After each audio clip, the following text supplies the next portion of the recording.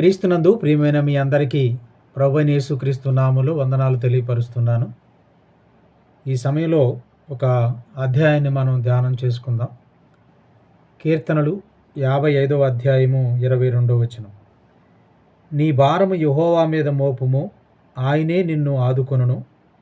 నీతిమంతులను ఆయన ఎన్నడును కదలనీయుడు. ప్రార్థన చేసుకుందాం. పరిశుద్ధుడైన తండ్రి, వందనాలు. ఈ సమయంలో నాతో మా అందరితో మాట్లాడమని యేసు నామములో అడిగి వేడుకొనుచున్నాం మా తండ్రి. ఆమేన్. క్రీస్తునందు ప్రియమైనటువంటి వాళ్ళారా, ఈ 55వ కీర్తన ఒక వ్యక్తి సమస్యల్లో ఉన్నప్పుడు, శోధనలో ఉన్నప్పుడు, మానసికమైనటువంటి ఒత్తిడిలో ఉన్నప్పుడు, శత్రువుల చేత బెదిరింపబడతా ఉన్నప్పుడు, మరణ భయం అనేటువంటిది వెంటాడుతూ ఉన్నప్పుడు, తనతో ఉన్నటువంటి మిత్రులు అనేక మంది తనను వంచిస్తూ ఉన్నప్పుడు, మోసం చేస్తూ ఉన్నప్పుడు, పరిస్థితులన్నీ అననుకూలమైనటువంటి పరిస్థితుల్లో ఉన్నప్పుడు ఒక వ్యక్తి దేవుని మీద ఆధారపడటం, దేవుని మీద తన భారాన్ని మోపటం అనేటువంటిది ఈ 55వ కీర్తన మనకు తెలియపరుస్తూ ఉంది. దేవుడు ప్రేమాస్వరూపి అయినటువంటి దేవుడు. దేవుడు ప్రార్థన ఆలకించేటువంటి దేవుడు. ఆయనకు నిజముగా మొరపెట్టేటువంటి వారందరికీ ఆయన ఎప్పుడూ సమీపముగా ఉండేటువంటి దేవుడు. కనుక కీర్తనాకారుడు అంటాడు, నాకు భయము సంభవించు దినమున నేను నిన్ను ఆశ్రయించున్నాను. కనుక కీర్తనాకారుడైనటువంటి దావీదుకు ఏ సమస్య వచ్చినా, భయం వచ్చినా, మొట్టమొదట వాడు చేసే పని ఏంటంటే ప్రార్థన ద్వారాగా వారి భారాన్ని, పరిస్థితిని దేవునికి తెలియపరచటం. దైవజనుడైనటువంటి మోషే కానీ, పరిశుద్ధ గ్రంథంలో మనకు కనబడతా ఉన్నటువంటి భక్తులందరూ, హిజ్కియా కానీ, యెహోషాపాతు కానీ, ఆసా కానీ, వీళ్ళందరూ కూడా ప్రతి విషయంలో కూడా ప్రార్థనాపూర్వకంగా వారి యొక్క విన్నపాలను దేవునికి తెలియపరిచారు. చింతించక, కృంగిపోక, సహాయం చేసేటువంటి దేవుని మీద ఆధారపడి దేవునికి వారి యొక్క విన్నపాలు తెలియపరిచారు. కనుక దేవుడు కూడా మనల్ని అదే ఆహ్వానిస్తున్నాడు. ప్రయాసపడి భారం మోయించిన సమస్త జనులారా, నా యొద్దకు రండి, నేను మీకు విశ్రాంతి కలుగు చేస్తానని ప్రభువారే మనల్ని తన యొద్దకు ఆహ్వానిస్తూ ఉన్నాడు. మీరు ఏ విషయమందు చింతించుకుడి, ఆయన మిమ్మును గురించి చింతిస్తున్నాడు గనక మీ చింత యావత్తు ఆయన మీద వేయండి. కనుక నీ పనుల భారం దేవుని మీద మోపటం, దేవునికి మన విన్నపాలను మనం తెలియచెప్పటం ద్వారాగా మనం ఉన్నటువంటి పరిస్థితుల్లో, ఇబ్బందుల్లో నుండి మనం క్షేమంగా, సమాధానంగా బయటపడటానికి మనకు అవకాశం ఉంటుంది. మీరు గమనించి చూసినప్పుడు ఎస్తేరు కాలంలో ఎంత భయంకరమైన సమస్య.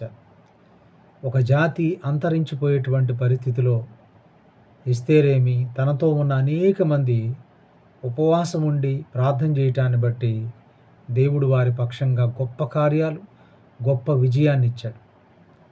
అలాగే మీరు చూసినప్పుడు హిజ్కియా కాలంలో ఒక బలమైన శత్రువు యెరూషలేమును ముట్టడి వేసినప్పుడు, దేవుని సన్నిధిలో ప్రార్థించినప్పుడు, గోజాడినప్పుడు దేవుడు తన దూతను పంపి తన జనులకు, తన ప్రజలకు దేవుడు విజయాన్ని ఇచ్చాడు. కనుక ఈ 55వ కీర్తన గనక మనం గమనించి చూసినప్పుడు ఈ కీర్తనకి చాలా పేర్లు ఉన్నాయి. ఏంటంటే, ఒకటి భారం అనేటువంటిది దేవుని మీద మోపటం. రెండవది మనకు సన్నిహితులుగా ఉన్నటువంటి వాళ్ళు, మనతో ఉన్నటువంటి వాళ్ళు మనకు కీడు చేసినప్పుడు ఎదురయ్యేటువంటి సమస్యల్లో, మానసికంగా కుంగిపోయేటువంటి పరిస్థితిలో ఒక వ్యక్తి దేవుని మీద ఏ విధంగా ఆధారపడతాడనేటువంటిది ఈ కీర్తన మనకు తెలియపరుస్తాం. మీరు చూసినట్లయితే 55వ కీర్తన మొదటి వచనం కనుక మీరు చూస్తే, ఒక వ్యక్తికి మొదటి నుండి 8 వచనాలు మరణ భయం అనేటువంటిది వెంటాడుతూ ఉన్నటువంటి పరిస్థితి. మీరు చూడండి, దేవా చెవియొగ్గి నా ప్రార్థన ఆలకింపుము, నా విన్నపమునకు విముఖుడువై ఉండకుము, నా మనవి ఆలకించి నాకు ఉత్తరమిమ్ము.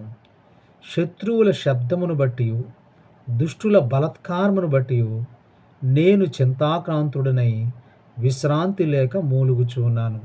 మీరు అక్కడ చూసినప్పుడు శత్రువుల యొక్క శబ్దాన్ని బట్టి, దుష్టుల యొక్క బలత్కారాన్ని బట్టి చింతాక్రాంతుడై విశ్రాంతి లేక మూలుగుతూ ఉన్నాడు. అంటే శత్రు భయం అనేటువంటిది ఈయన్ని ఏం చేస్తూ ఉందంటే వెంటాడుతూ ఉంది. ఎందుకని? వారు దోషాలు మోపేటువంటి వ్యక్తులుగా ఉన్నారు. ఆగ్రహం కలిగి హింసించేటువంటి వ్యక్తులుగా ఉన్నారు. దాన్ని బట్టి ఈయన గుండె వేదన పడుతూ కృంగిపోతూ ఉన్నటువంటి పరిస్థితి మనకి ఇందులో మొదటి 3 వచనాల్లో కనబడతాం. తర్వాత మీరు 4-5 వచనాలు గనక మనం చూస్తే, మరణ భయము నాలో పుట్టుచున్నది, దిగులును వణుకును నాకు కలుగుచున్నది, మహాభయము నన్ను ముంచివేశను. ఆహా, గువ్వవలే నాకు రెక్కలున్నెడల నేను ఎగిరిపోయి నెమ్మదిగా ఉందునే. మీరు చూసినప్పుడు సమస్యల్లో పారిపోతే బాగుండు అనుకున్నారు. ఇర్మియా అంటాడు, రెక్కలుంటే బాగుండు, ఎక్కడికో ఎగిరిపోయి ఉన్నవాడు అంటాడు. యోబు అంటాడు, చాలా విషయాల్లో నాకెందుకు ఈ పరిస్థితులు వచ్చినాయని సమస్యలో నేను పుట్టినరోజు ఎవరో పుట్టకూడదు, ఆ రోజు శపించబడినటువంటి దినంగా ఉండాలని యోబు గ్రంథం 3వ అధ్యాయంలో చాలా తన బాధని వ్యక్తపరుస్తాడు. అంతేకాదు, యోనా అయితే చనిపోతే బాగుండు అనుకుంటాడు. కానీ ఇక్కడ భక్తుడు అంటా ఉన్నాడు కదా, నాకు మరణ భయం అనేటువంటిది ఉంది, ఎక్కడికన్నా వెళ్ళిపోతే బాగుండు ఈ సమస్యల్లో, ఈ శోధనలో, ఈ ఇబ్బందులని ఆయన దేవుని సన్నిధిలో అడుగుతూ ఉన్నాడు. ఈరోజు క్రీస్తునందు ప్రియమైనటువంటి వాళ్ళ సమస్యల వలయములో, చిక్కుల్లో, ఇబ్బందుల్లో ఉండి ఆ పరిష్కారం తెలియనటువంటి పరిస్థితుల్లో కొన్నిసార్లు ఉండుండొచ్చు. ప్రార్థన, దేవునికి మొరపెట్టడం ద్వారా, దేవుని మీద ఆధారపడటం ద్వారా, దేవునికి అసాధ్యమైనటువంటిది ఏదీ లేదు, సమస్తము సాధ్యమే. ఇరుకులో ఉన్నటువంటి బిడ్డలను దేవుడు అద్భుతంగా విశాలతలోకి తీసుకొచ్చాడు. దేవుడు ఎర్ర సముద్రాన్ని చీల్చి ఆ బిడ్డలు నవ్వుకుంటూ ఎర్ర సముద్రాన్ని దాటి వచ్చేసి చేయటం అంటే అంత తేలికైన పని కాదు. యోర్దాను 2గా చీల్చి ఆ మార్గంలో దేవుడు వాళ్ళని నడిచేటట్టు చేయటం అంటే అంత తేలికైన పని కాదు. అగ్నిలో దేవుడు 4వ వ్యక్తిగా ఉండి దేవుడు వాళ్ళకి సహాయకుడిగా ఉన్న పరిస్థితి మనకు తెలుసు. కనుక దేవుడు గొప్ప దేవుడు. ఆయన తాము నమ్మినటువంటి బిడ్డల్ని ఎన్నడూ కూడా విడిచిపెట్టే దేవుడు కాదు. విడువడు, ఎడబాయడు. మనకు అన్ని విషయాల్లో తోడుగా, శ్రమలో తోడుండే దేవుడు మన దేవుడు. కనుక మీరు అక్కడ గమనించి చూసినప్పుడు ఈ వ్యక్తి నిరాశలో ఉన్నప్పుడు దేవుని మీద ఆధారపడతా ఉన్నటువంటి పరిస్థితి ఇక్కడ కనబడతాం. అందుకనే త్వరపడి దూరముగా పారిపోయి పెనుగాలి సుడిగాలిని తప్పించుకొని అరణ్యములో నివసించుటే అనుకుంటుని, ఎక్కడికో వెళ్ళిపోయి ఎక్కడికో నేను జీవించాలి అని తప్పించుకొని వెళ్ళిపోవాలన్నటువంటి పరిస్థితి ఇక్కడ కనబడతాం. మీరు చూసినప్పుడు 9వ వచనం చూసినప్పుడు పట్టణములో బలాత్కారం ఉంది, కలహం ఉంది, ఇవన్నీ కూడా కనబడతా ఉంది. అనేక మంది నాలుకలు ఈయన గురించి చాలా వ్యంగ్యంగా మాడుతూ ఉన్నాయి. 9-11 వచనాలు చూస్తే, రాత్రింబగళ్ళు వారు పట్టణపు ప్రాకారం మీద తిరుగుచున్నారు, బయటికి రాని చూద్దాం అతని యొక్క అంతని చెప్పి రాత్రింపగళ్ళు పట్టణ ప్రాకారముల మీద తిరుగుతున్నారు. పాపమును, చెడుతనమును దానిలో జరుగుచున్నది. అంటే ఎంత భయంకరమైన పరిస్థితిలో ఉందో మీరు అక్కడ చూడండి. దాని మధ్యను నాశక్రియలు జరుగుచున్నవి, వంచనయు కపటము దాని అంగడి వీధుల్లో మానక జరుగుతూ ఉంది. ఒకటేమో శత్రు భయం, రెండోది మరణ భయం, మూడోది పారిపోతే బాగుండు అనుకుంటా ఉన్నాడు, నాలుగోది ఇక్కడ పట్టణంలో ఎలా ఉందంటే ఎక్కడ అంతా కూడా ఎలా ఉందంటే వంచనతో, మోసంతో కూడినటువంటిదిగా ఇక్కడ మనకి కనపడుతుంది. మీరు చూసినప్పుడు దానికి కారణం ఏంటి అనేది అక్కడ మనం చూసినప్పుడు 12వ వచనం నుంచి అక్కడ చెప్తాడు. తన దగ్గర ఉన్నటువంటి అనుచరులు కావచ్చు, తనను నమ్మినటువంటి వాళ్ళు కావచ్చు, నన్ను దూషించువాడు శత్రువు కాదు, శత్రువైన యెడల నేను అసహించుకొందును, నా మీద మిట్టుపడువాడు నా యందు పగబట్టినవాడు కాదు, అట్టి వాడైతే నేను దాగి ఉండవచ్చును.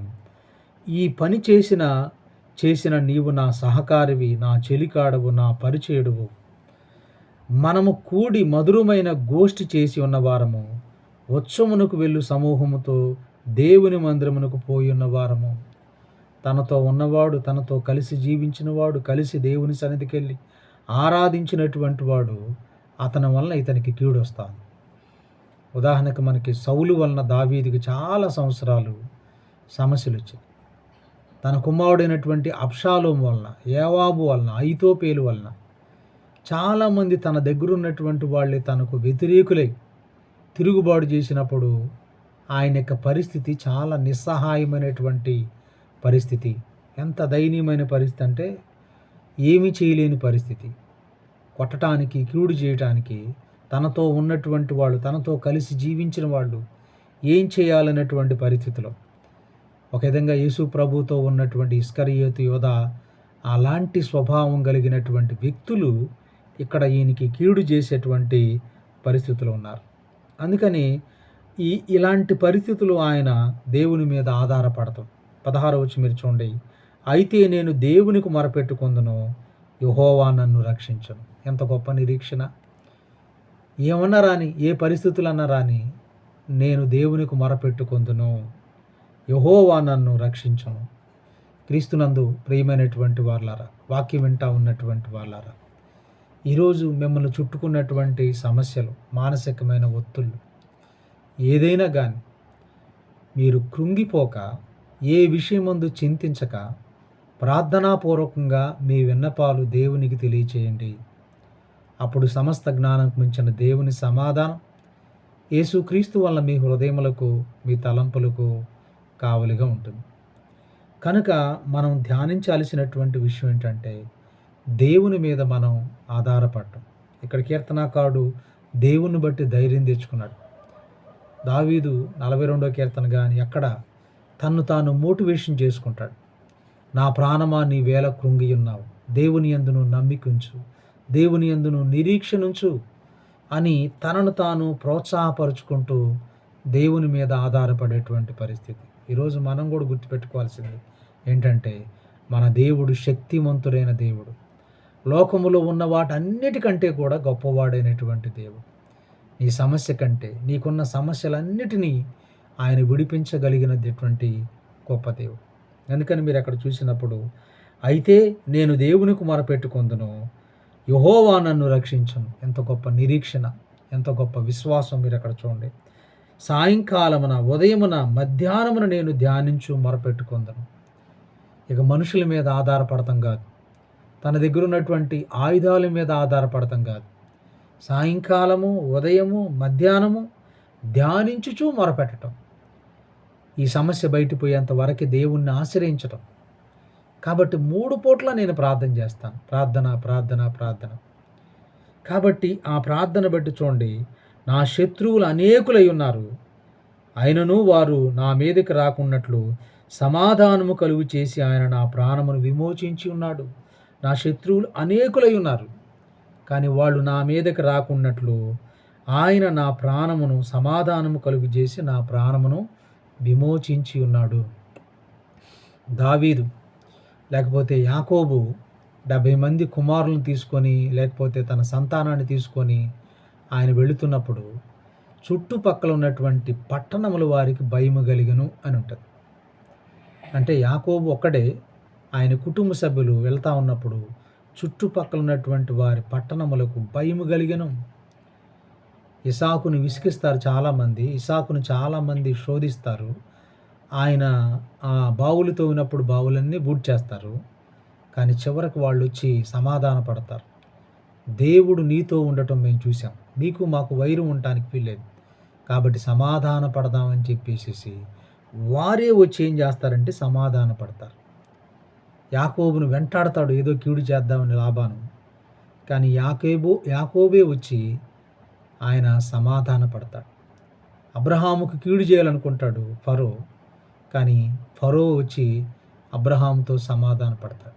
కాబట్టి దేవుడు కొన్నిసార్లు తన పిల్లలు శ్రమలో ఉన్నప్పుడు, ఆయన మీద ఆధారపడినప్పుడు తప్పనిసరిగా జోక్యం చేసుకుంటాడు.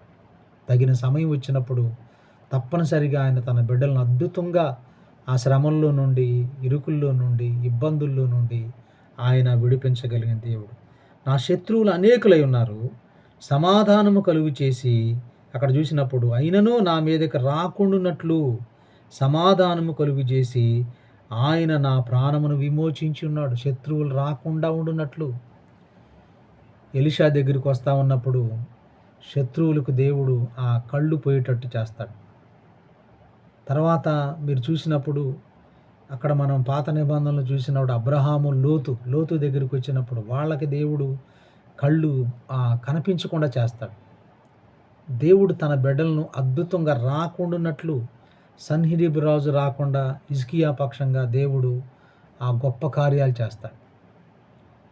కాబట్టి దేవుడు తప్పనిసరిగా తన పిల్లలను విడిపించే దేవుడు. అందుకని ఇక్కడ కీర్తనాకారుడు చెబుతున్నాడు, పురాతన కాలం మొదలుకొని ఆసీనుడగు దేవుడు, మన దేవుడు ఉన్నవాడు అనువాడు, ఆది అంతమై ఉన్నటువంటి వాడు, ఆల్ఫా ఒమేగా అయినటువంటి వాడు మన ప్రభు. అందుకని మారు మనసు లేని వారై తనకు భయపడని వారికి తనకు భయపడని వారికి ఉత్తరం ఇచ్చును. కాబట్టి తనతో సమాధానంగా ఉన్న వారికి వారు బలాత్కారము చేయుదురు. కాబట్టి మీరు చూసినప్పుడు దేవునికి వ్యతిరేకమైనటువంటి పనులు చేసేటువంటి వాళ్ళందరినీ దేవుడు మందలించే దేవుడుకున్నాడు. మీరు చూడండి, అక్కడ వారు నోటి మాటలు వెన్నవలే మృదువుగానున్నవి, అయితే వారి హృదయము కలహముతో ఉన్నది, వారి మాటలు చమురు కంటే నునుపైనటువంటివిగా ఉన్నాయి. అంటే ఇలాంటి మనుషులు దావీదు ఆయన చుట్టూ కూడా ఆవరించి ఉన్నటువంటి పరిస్థితి మనకి ఇక్కడ కనబడతాం. అందుకని అక్కడ అంటాడు, నీ భారము యెహోవా మీద మోపము, ఆయనే నిన్ను ఆదుకొనును, నీతిమంతులను ఆయన ఎన్నడూ కూడా కదలనీయుడు. కాబట్టి నీ భారం, నువ్వు చేయాల్సిన పని ఏంటంటే నీ భారము యెహోవా మీద మోపటం. మన ఆంధ్ర క్రైస్తవ కీర్తనలో, ఓ దేవా నన్ను బ్రోవ రావయ్యా, నీ మీదే నేను భారాన్ని మోపుతున్నాను, భారం మోపటం నా పని, నన్ను కాపాడటం నీ పని అని ఒక కీర్తన మనం చదువుతాం, పాడుకుంటాం. కాబట్టి ఈ దేవుని మీద మనం భారం మోపినప్పుడు ఆయన ఆదుకొనును. ఆయన ఆదరించేవాడు, ఆదుకునే దేవుడు. నీతిమంతులను ఆయన ఎన్నడూ కూడా కదలనీయనటువంటి దేవుడు. కాబట్టి కదిలిపోకుండా, కృంగిపోకుండా బలపరిచే దేవుడు. అందుకని దేవా, నాశన కోపంలో నీవు వారిని పడవేదువు, రక్త అపరాధులను వంచకులు సగము కాలమైనను బ్రతుకురు. కాబట్టి వంచన, పాపము, బలాత్కారము, మోసము, భక్తిహీనత, దేవుని పట్ల అవిధేయత, తిరుగుబాటుతనం, ఇవన్నీ ఏమవుతా ఉన్నాయంటే అక్కడ రక్త అపరాధులను వంచకులు సగము కాలమైనను బ్రతుకరు. నేనైతే నీ యందు నమ్మిక ఉంచున్నాను. కనుక క్రీస్తునందు ప్రియమైనటువంటి వాళ్ళారా, దేవుని మీద మన భారాన్ని మోపటం, దేవుని బట్టి మన విశ్వాసం బలపరచబడటం, దేవుని మీద మన భారాన్ని ప్రార్థనా విజ్ఞాపనల ద్వారాగా తెలియపరచటం, దేవునికి యందు మనం పూర్ణ నమ్మిక ఉంచటం ద్వారాగా దేవుడు మన జీవితాల్లో గొప్ప కార్యాలు చేయగలిగిన వాడుగా ఉన్నాడు. కనుక క్రీస్తునందు ప్రియమైనటువంటి వాళ్ళారా, మనము మన ప్రభువైన యేసుక్రీస్తునందు మనం విశ్వాసం ఉంచాలి, నమ్మిక ఉంచాలి. ఆయనే మనల్ని ఆహ్వానిస్తూ ఉన్నాడు. ప్రయాసపడి భారం మోయించిన సమస్త జనులారా, నా ఎద్దుకు రండి, నేను మీకు విశ్రాంతి కలుగు చేతును. లోక పాపములు మూసుకొని పోతున్న దేవుని గొర్రెపిల్లగా ఆయన మనందరి పాపములను భరించాడు. మనం పరిశుద్ధపరచబడటానికి గవును వెలుపట ఆయన శ్రమ పొందాడు. మనం బలహీనులమై ఉండగా, భక్తిహీనులమై ఉండగా, శత్రువులమై ఉండగా, దైవోగ్రతకు మనందరము పాత్రులమై ఉండగా, ఏ మంచి లేని మన కొరకు ఆయన మన పాపాలని భరించి మనకు బదులుగా సెలువులో తన ప్రాణాన్ని పెట్టి తన రక్తాన్ని కాచాడు. కాబట్టి ఇందులో దేవుని ప్రేమ ఎంతో ఉంది, కుమారుడైన క్రీస్తు ప్రభు యొక్క త్యాగం ఎంతో ఉంది. కాబట్టి మనల్ని భరించేవాడు, మనల్ని ఆదరించేవాడు, మనల్ని క్షమించేవాడు, చేర్చుకునేవాడు, మన సమాధానకర్త అయినటువంటి వాడు మన ప్రభు అయిన యేసుక్రీస్తు. కాబట్టి క్రీస్తునందు విశ్వాసం ఉంచుదాం. క్రీస్తు ద్వారాగా సమస్యల మీద మనం విజయం సాధించడానికి సిద్ధపడాలి. మీరు చూసినప్పుడు లోకమును జయించింది విశ్వాసమే అంటాడు. యోహాను రాసిన మొదటి పత్రికలో మనకు కనపడుతుంది. క్రీస్తునందు విశ్వాసం ఉంచినప్పుడు రోమాపత్రిక 8వ అధ్యాయం అంటాడు, వీటన్నిటిలో దేవుడు మనకు అత్యధికమైన విజయాన్ని ఇస్తున్నాడు. శ్రమ రాని, బాధ రాని, కరువు రాని, ఉపద్రవం రాని, ఏమన్నా రాని, వీటన్నిటి మీద దేవుడు మనకేమిస్తూ ఉన్నాడంటే విజయాన్ని ఇస్తున్నాడు. అత్యధికమైన విజయాన్ని దేవుడు మనకిస్తున్నాడు. అదే కొరింథీయులు రాసిన పత్రిక 15వ అధ్యాయం మనం చూసినప్పుడు వీటన్నిటి మీద దేవుడు మనకు విజయాన్ని ఇస్తున్నాడు. 15వ అధ్యాయము మీరు చూసినట్లయితే 15వ అధ్యాయము అక్కడ 57వ వచనం చూస్తే, ఆయనను మన ప్రభు అయిన యేసుక్రీస్తు మూలముగా మనకు జయము అనుగ్రహిస్తున్న దేవునికి స్తోత్రము కలుగును గాక. రోమపత్రిక 8వ అధ్యాయంలో శ్రమలు, బాధలు, హింసలు, కరువులు వీటన్నిటి మీద దేవుడు విజయాన్ని ఇస్తున్నాడు. ఈ కొరింథీ పత్రిక 15వ అధ్యాయంలో మరణం మీద దేవుడు మనకు విజయాన్ని ఇస్తున్నాడు. ఎందుకంటే ఆయన మరణం యొక్క ముళ్ళును విరిచి ఆయన జయించాడు కనుక, మరణమా నీ ముళ్ళు ఎక్కడ, మరణమా నీ విజయం ఎక్కడని ఆయన దాని మీద జయం పొందాడు. కాబట్టి క్రీస్తు నందున్నప్పుడు మనం కూడా దాని మీద జయాన్ని పొందాం. అదే మాట మీరు చూసినప్పుడు యోహాను రాసినటువంటి మొదటి పత్రికలో 3వ అధ్యాయంలో మనకు కనపడేది ఏంటంటే, లోకమును జయించింది మన యొక్క విశ్వాసం అంటూ అక్కడ చెబుతున్నటువంటి మాట చాలా గొప్పగా చెప్తాడు. ఏమని? విశ్వాసము ద్వారాగా మనం ఏం చేయొచ్చు అంటే అన్నిటిని మనం జయించినటువంటిది. 5వ అధ్యాయంలో మనం చూసినప్పుడు 4వ వచనంలో, దేవుని మూలముగా పుట్టిన వారందరూ లోకమును జయింతురు. లోకమును జయించిన విజయము మన విశ్వాసమే. యేసు దేవుని కుమారుడని నమ్మువాడు తప్ప లోకమును జయించువాడు మరి ఎవడు? కాబట్టి దేవుని మూలముగా మనం జన్మించినప్పుడు, క్రీస్తులో మనం జన్మించినప్పుడు, ఆయన యందు మనం విశ్వాసం ఉంచినప్పుడు అన్నిటి మీద మనం సమస్యల మీద విజయాన్ని సాధించడానికి అవకాశం ఉంటుంది. అందుకని పౌలు గారు అంటాడు, మా యుద్ధోపకరణములు శరీర సంబంధమైనవి కావు, దేవుని ఎదుట దుర్గములను పడద్రోయజాలినంత బలము కలిగినటువంటివి అని అంటాడు. కనుక క్రీస్తునందు ప్రియమైన వారలారా, దేవుని యందు నమ్మికుంచి దేవునితో నమ్మకంగా నడవటానికి మనం ఇష్టపడదాం. అట్టి కృప దేవుడు మనకు అనుగ్రహించును కాక. ఆమేన్. చిన్న ప్రార్థన చేసుకుందాం. పరిశుద్ధుడైన తండ్రి, వందనాలు. ఈ వాక్యం వింటా ఉన్నటువంటి ప్రతి ఒక్కరిని మీరు బలపరచండి. నీ భారము యెహోవా మీద మోపము, ఆయనే నిన్ను ఆదుకొనని ప్రభా నీ యొక్క వాక్యం సెలవిస్తాను. నిజమే మా ప్రభా, మా ప్రతి భారం నీ మీద మోపుతూ, నీ మీద ఆధారపడుతూ, నీ యందు నమ్మికుంచు ప్రభా. నిశ్చయముగా నీ కృపలో నాయన బలవంతులుగా నాయన మేము బలపడే విధంగా సాయం చేయమని, వాక్యం ఉంటున్న ప్రతి ఒక్కరిని మీరు దీవించమని మా ప్రభు అయిన యేసుక్రీస్తు నామములో అడిగి వేడుకొనుచున్నాం మా తండ్రి. ఆమేన్. ప్రభు మిమ్మల్ని దీవించి బలపరచును కాక. ఆమేన్. అందరికీ వందనాలు.